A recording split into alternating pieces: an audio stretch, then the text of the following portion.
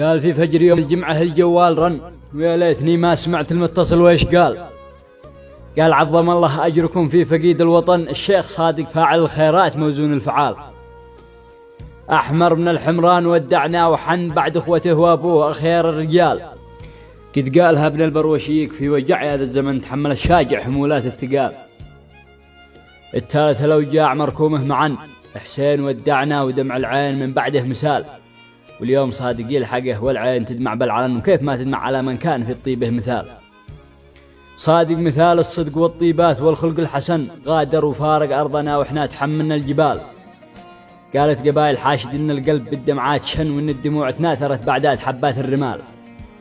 فعظم الله أجرنا وأجر أبناء اليمن، وعظم الله أجر كل أحمر مقحقح ما استمال.